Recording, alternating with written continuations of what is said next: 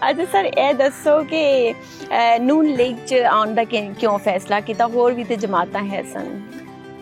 बस नून लीग जी तुसी ये कहो कि जिस तरह बात चीज़ें इंसान को जहेज मिलदियां ने ना, इसी तरह जो नून लीग है ने मैंने विरासत मिली है। अच्छा। मेरे वाले साहब मुस्लिम लीगी सन, बड़े डाई हार्ड मुस्लिम लीगी। बिल्कुल। और जब तक वो जिंदा रहे ने he was active in politics. कभी एमएनए दा इलेक्शन ते कॉन्टेस्ट नहीं किया, लेकिन लोकल बॉडीज वगैरह इस्लामाबाद दे और थ्रू आउट मुस्लिम लीग। सो पैशन मुस्लिम लीग दा और मैं बचपन तो देख रहा सा उन्हों दा। लेकिन दूसरी ये चीज़ है कि जड़ी इस जमात के अंदर ना वैल्यूज़ अकदार और पैशन कम करने दा फॉर्मर प्राइम मिनिस्टर और साढ़े इस वक्त प्रेजिडेंट नवाज शरीफ साहब दे और उसके बाद मौजूदा वज़ीर आज़म शहबाज शरीफ साहब है। तो I admire that passion and try to follow that. Shahbaz साहब ने कम करके मैं पहले इस तो पहले पिछले दौर जो साढ़ा 2013 तो 18 का दौर से उसी की मैं अलहमदुलिल्लाह वज़ीर सा कैबिनेट मैंबर सा मियां नवाज शरीफ साहब नाल उन्होंने भी बड़ा क्लोज में काम किया। तो हुण मैं शहबाज शरीफ साहब नाल काम कर रहा। तो यकीन करो कि बड़ा मज़ा आता है और मैं दावे नाल गल कह सकदा कि किसी भी मिनिस्टर की अपनी मिनिस्ट्री जितनी वर्किंग और नज़र है ना, उस तो ज़्यादा प्राइम मिनिस्टर शहबाज शरीफ साहब की हर मिनिस्टर की मिनिस्ट्री और उसके काम में नज़र है। अच्छा। ज़्यादा फोकस है, उन्होंने पता होता है कि मिनिस्ट्री कौन बंदा क्या काम कर रहा है। अच्छा। रिजल्ट्स के ने और टाइम लाइन्स दे नाल तुहानू वो चैलेंज देंगे भाई अगले 3 महीने का प्लान 10 6 का 10 इंप्लीमेंटेशन 10। सो बड़ा ही कॉरपोरेट तरीके दे नाल वो वजारतां दी निगरानी कर रहे हैं और उस वजह तो तुहानू मुल्क को बेहतरी के आसार नज़र आ रहे हैं और मजीद आएंगे इंशाल्लाह। ते सर तुहाडे फेवरेट कौन है अगर गल की जाए बड़ा क्लोज हो कि नवाज शरीफ या फिर Shahbaz Sharif in the politics the context which केड़े अच्छे पॉलिटिशियन? देखिए मियां नवाज शरीफ साहब 3 दफ़ा प्राइम मिनिस्टर रहे ने और साड़ी पार्टी के कायद ने ऑफ कोर्स लीडर ने खुद शहबाज शरीफ साहब कहते हैं वो मेरा बड़े भाई भी हैं और लोकां दी भी एफिलिएशन उन्हां नाल ही आ उन्हां दे नाल भी काम कीता। उन्हां दा अपना एक एक्सपीरियंस सी।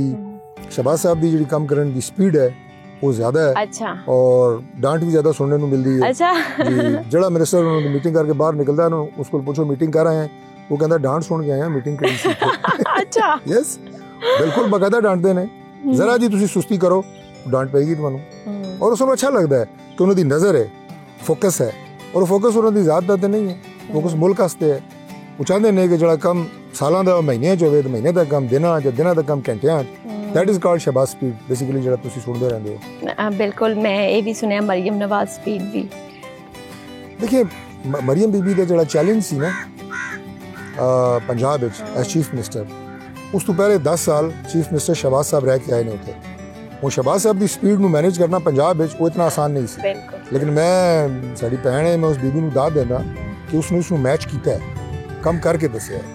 कोई ऐसा जिला नहीं, कोई ऐसी तहसील नहीं जिथे मैडम मरियम नवाज पहुंचे ना हो। मुख्तलिफ इवेंट्स हर शोबे कम हम तुसी देखो अनफॉर्चुनेटली जी मुल्क की सलाब की सूरत हाल है, कम तो पैशन इसी तरह होना चाहिए। अगर अल्लाह ने तुम्हें जिम्मेदारी दी है तो फिर अगर जरूरत पवे तो तुसी दिन रात जाके काम करो। सर क्या कहेंगे अली अमीन गंडापुर कोई किरदार निभा सकते हैं? कैसी हुकूमत कर रहे हैं वो केपी में? देखिए अली अमीन गंडापुर मैं उनकी शख्सियत पर तो कोई बात नहीं करूंगा, लेकिन परफॉर्मेंस वाइज जो है वो बहुत पुअर परफॉर्मेंस है। और ये मैं इसलिए नहीं कह रहा कि मेरा ताल्लुक किसी दूसरी सियासी जमात से है। अब यहाँ ये उनकी तीसरी टर्म है, लेकिन अगर आप देखेंगे अभी ये सैलाब की जो बात होती है इसमें सबसे बड़ा फैक्टर ये है कि वहाँ जंगलात की कटाई हुई है, बेदरे कटाई हुई है। अली अमीन गंडापुर से पहले कटाई बंद थी, बैन था, इन्होंने आगे खोली। अब वो किसी को अगर 50 दरख्त काटने के परमिट लेता है तो वो 500 काट लेता है। अच्छा उस्मान बुज़दार को अगर कंपेयर किया जाए अली अमीन गंडापुर से तो फिर किसकी परफॉर्मेंस बेहतर थी? देखिए उस्मान बुज़दार तो एक बाख्तियार वज़ीर आला नहीं थे, वो एक कमजोर वज़ीर आला जो लगाए गए। उसकी बुनियादी वजह ये थी कि इमरान खान साहब और बुशरा बीबी उस सूबे के ऊपर अपनी मुकम्मल ग्रिप रखना चाहते थे और थोड़ा सा मैं समझता हूँ कि इनसिक्योरिटी का भी शिकार थे, क्योंकि चीफ मिनिस्टर पंजाब एक बहुत तगड़ा चीफ मिनिस्टर होता है तो कहीं ये बहुत कैप्चर ना कर ले, पार्टी ना मेरी कैप्चर कर ले या कोई लीडरशिप ना कैप्चर कर ले, कमज़ोर आदमी उन्होंने लगाया। अली अमीन हेड स्ट्रॉन्ग आदमी है, काम समझता है, लेकिन उसकी प्रायोरिटीज़ नहीं है, उसकी प्रायोरिटीज़ कुछ और है। उसकी प्रायोरिटीज़ सूबा बनाने से ज़्यादा अपना आप बनाना है। सूबे के अवाम को तवज्जो दें तो वो इंटेलिजेंट आदमी है, आई मस्ट से। सर सही कह रहे हैं आप, बिल्कुल सही कह रहे हैं। अच्छा सर, आप सच्ची बात करूंगा, सर आप पॉलिटिक्स में नहीं डलते, लाइक मैंने कभी नहीं देखा आपकी बहुत बड़ी कोई कंट्रोवर्सी आई हो या आप बहुत ज़्यादा बोले हो, तो आपके फेलोज हैं जैसे अता तारड़ हैं, वो इतना बोलते हैं और काफ़ी दफ़ा अब्यूजिव भी हो जाते हैं, तो क्या वजह है? देखिए, अता तारड़ जो है मेरा छोटा भाई है, जो वो ज़्यादा बोलते हैं ना, वो शौक से नहीं बोलते, ये उनकी मजबूरी है, क्योंकि ये उनका टास्क है। अच्छा। वो वज़ारत इत्तलात और नशरियात के वज़ीर हैं। अच्छा, अल्लाह ना करे आप भी बने। He is face of the government. जो गवर्नमेंट की पॉलिसी है, जो प्राइम मिनिस्टर जो है सोच रहे हैं, ये कर रहे हैं, और हर शोबे के अंदर जो जो वजारतें जो जो अचीवमेंट्स कर रही हैं, उनको वजारतें खुद भी बताती हैं, लेकिन ऑफिशियली वो जिम्मेदारी होती है वफाकी वज़ीर इत्तलात और नशरियात। इसलिए वो ज़्यादा बोलते हैं, वो ज़्यादा बोलना चाहिए उन्हें। तो जब आप ज़्यादा बोलते हैं तो आप गलतियाँ भी करते हैं। तो फिर अस्मा बुखारी के बारे में क्या अगर उनको कोई स्टेटमेंट आपको लगा कि वो ट्रैक से उतरा हुआ है, तो ज़्यादा बोलेंगे तो कोई दो वर्ड तो आप स्किप कर ही जाते हैं। बिल्कुल। तो अस्मा बुखारी बहुत ज़्यादा बोलती है। अस्मा बुखारी तो चीती है जी, वो तो आपको पता अच्छा। है। बिल्कुल, उसको तो मैं बड़ा एडमायर करता हूँ, बहुत ज़बरदस्त। आपको लगता है ऐसे होना चाहिए ख़वातीन को? लाइक बिल्कुल होना चाहिए। आप उनका करियर देखें, वो बड़ी मेहनत की है अस्मा बुखारी ने, और बड़ा वक्त दिया है पॉलिटिक्स को, और ख़वातीन के लिए ज़ाहिर है पूरी दुनिया में भी, लेकिन पाकिस्तान में बड़ा चैलेंजिंग होता है कि आप जो है पॉलिटिक्स के अंदर उस अंदाज से कि बिल्कुल आप दिन रात काम करें, मेहनत करें, तो मुश्किल होता है, लेकिन उन्होंने किया, परफॉर्म किया। तो अस्मा बुखारी बाज़ दफ़ा बहुत अग्रेसिव हो जाती, जैसे उन्होंने एक प्रेस कॉन्फ्रेंस ही कर डाली पूरे घंटे की अपने ड्रेसिंग के ऊपर, तो क्या वजह है? ड्रेस अच्छा पहना होगा तो कर दी, तो क्या हो गया? वैसे मैंने देखी नहीं है वो। अच्छा, नहीं, ये बड़ी कंट्रोवर्सी हुई थी ना, कि उन्होंने कहा मैं आपके अब्बे के दिए पैसों से पहनती हूँ, आप लोगों की अम्मियाँ कपड़े नहीं पहनती हैं, तो मैं क्या करूँ, कुछ इस तरह की चीज़ें उन्होंने मैंने देखी नहीं, इसलिए मैं उस पर ज़्यादा कमेंट नहीं कर सकता। ऑनेस्टली मैंने नहीं देखी। ओके, ठीक है। नहीं, लेकिन बहरहाल मैं जैसे आपको बताया ना, देखें, अब मैं थोड़ा मजीद एक्सप्लेन कर देता हूँ। अब मैं लेकिन आप इख्तिलाफ करते हैं, कहीं ना कहीं लाइन क्रॉस नहीं करनी चाहिए, चाहे कुछ भी हो जाए, बेशक वो पीटीआई वाले हों, या मैं ये भी कहती हूँ पीटीआई वालों ने भी लाइन क्रॉस की थी जब उनकी हुकूमत थी। उन्होंने ऐसे ऐसे केसेस भी डाले जो नहीं थे। और मैं बिल्कुल इस बात का कायल हूँ कि लाइन क्रॉस नहीं करनी चाहिए, और सिर्फ कॉन्सेप्ट वाइज कायल नहीं हूँ। प्रैक्टिकली अगर आप मेरी पॉलिटिक्स देखेंगे तो आपको नज़र आएगा कि मैं प्रैक्टिकली खुद भी लाइन क्रॉस नहीं करता, और वो करनी चाहिए भी नहीं। हम पॉलिटिक्स में एक दूसरे के ऊपर ज़ाती हमले करने के लिए नहीं आते, ना ये सियासत है, ना एक दूसरे का नाम बिगाड़ने, जो इमरान खान साहब कभी किसी को डीजल कहते हैं, कभी किसी को मुच्छल कहते हैं, ये सियासत नहीं है। मैं इसका कायल ही नहीं हूँ। बिल्कुल बिल्कुल। मैं अपनी सियासी मुखालफीन को बराबर इज्जत देता हूँ, रिस्पेक्ट देता हूँ। मेरा उनसे सियासी नजरियाती इख्तलाफ है, ज़ाती इख्तलाफ नहीं है। ये रहना चाहिए जहन में, ये रहना चाहिए जहन में, और इन्हीं वैल्यूज़ के साथ सियासत करनी चाहिए। और यहीं पे तो पाकिस्तान तहरीक इंसाफ ने लाइन क्रॉस की है। कहाँ? 2 दफ़ा की है। एक दफ़ा जब इमरान खान साहब ने सियासत में ये कल्चर इंट्रोड्यूस कराया, गालम गलोच, तू मैं की सियासत, और कोई छोटे बड़े की तमीज़ नहीं, और हर एक के नाम बिगाड़ने और उन पे ज़ाती और रकीक हमले करने, और जिनसे ख़वातीन भी महफूज नहीं। ये एक बात।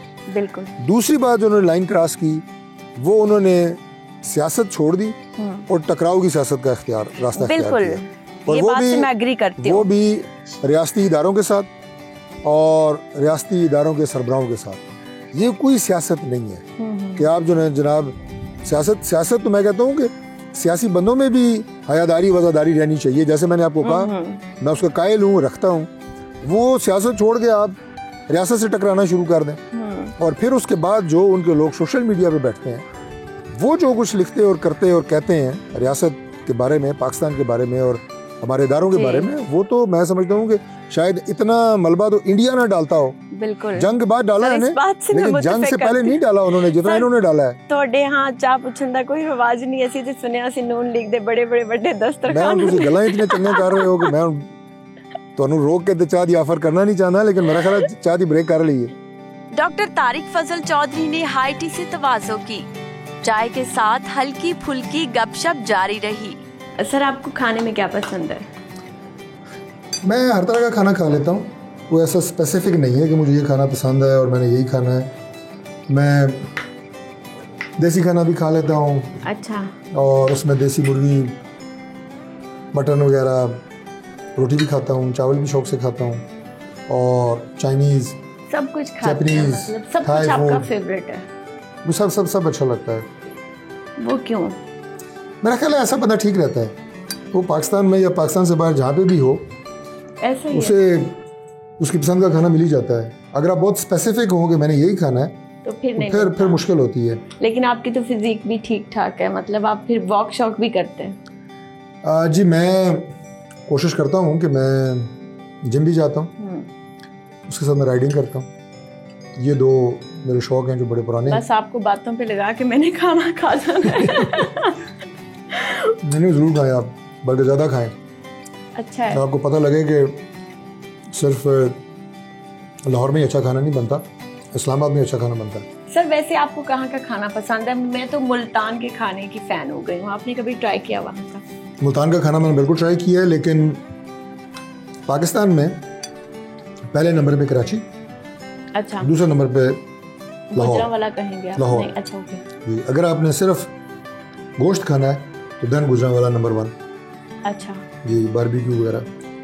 ओके, मैंने कराची कभी विजिट नहीं किया। आप जाते हैं कराची? ऑफ एंड ऑन चक्कर लगते रहते हैं, कुछ ऑफिशियल भी एंगेजमेंट्स होती हैं, फिर यार दोस्त बहुत हैं, ज़ाहिर है। फेवरेट सिटी कौन सा रहने के लिए बेहतरीन? आप बताएं, आप इस्लामाबाद तशरीफ़ लाई हैं, यहाँ पे जो आपको सुकून, लो ट्रैफिक, ग्रीनरी और टेम्परेचर, इसमें जो फ़र्क महसूस हुआ है, बिल्कुल। मेरा ख्याल है पाकिस्तान का खूबसूरत तरीन शहर है Islamabad, peaceful city. It is. और यहाँ पे कोई आपको उस तरह रश नहीं मिलती, हैवी ट्रैफिक नहीं मिलती, और पाकिस्तान का कैपिटल भी है, और मेरा चूँकि प्लेस ऑफ बर्थ है उससे वैसे ही आपको ज़्यादा एसोसिएशन होती है, तो मुझे तो इस्लामाबाद ही पसंद है। सर जहाँ इंसान पैदा होता है ना वहीं उसका दिल लग जाता है। मेरा जब नफ्ट में एडमिशन हुआ था ना, तो मैं एक दिन रही थी इस्लामाबाद और मैं रोने लग गई कि नहीं मुझे घर जाना है। तो आई थिंक उसकी वजह इस्लामाबाद शहर नहीं है, उसकी वजह आपकी एफिलिएशन है जो आपकी फैमिली के साथ है। ऐसा ही है शायद। आप उसी वजह से ज़्यादा उदास हुई होंगी, वरना Islamabad is a beautiful city to live. ये तो है अभी, मतलब और इस्लामाबाद के बारे में एक और बात मशहूर है, जो एक दफ़ा इस्लामाबाद आ जाता है वो फिर इस्लामाबाद का होकर रह जाता है। जी सर, आपको कंट्रीज में कौन सी कंट्री सबसे ज़्यादा पसंद है? कहाँ का दौरा करना चाहते हैं? कोई आइलैंड्स? देखिए, दुनिया के मैंने पेशतर ममालिक फिरे हैं। यूरोप का अपना एक चार्म है, बहुत सारी चीज़ें हैं जैसे कि पहले मैंने कहा वहाँ से आपको सीखने को मिलती हैं, और मौसम यूरोप का मुझे बहुत पसंद है, ख़ासतौर पर इंग्लैंड का। टर्की वगैरह बहुत खूबसूरत है। उसके अलावा अगर आप सेंट्रल एशियन स्टेट्स जाएं, मैं अभी कुछ दिन पहले किर्गिस्तान गया, अमेजिंग कंट्री। और उसकी सबसे ज़्यादा जो चीज़ मुझे अच्छी लगी वो ये है कि एक तो लोग बहुत आपको रिस्पेक्ट देते हैं, बड़े फ्रेंडली हैं, और पूरे मुल्क में जहाँ भी आप फिरें खाना आपको हलाल मिलता है। मुसलमान मुल्क है, बिश्केक उसका कैपिटल है, तो ये जो एक्सपीरियंस है थोड़ा हटके था लेकिन मुझे बड़ा पसंद आया। तो सर चाइना में तो बड़ी मुश्किल होती है हलाल फूड ढूंढने में। मैं चाइना 2 दफ़ा गया हूँ, लेकिन मेरा चूँकि ऑफिशियल ट्रिप था तो हमारे लिए वो स्पेशली अरेंज करते थे, लेकिन बिल्कुल हलाल फूड ढूंढना भी मुश्किल है, बल्कि पूरे यूरोप में मुश्किल होता है।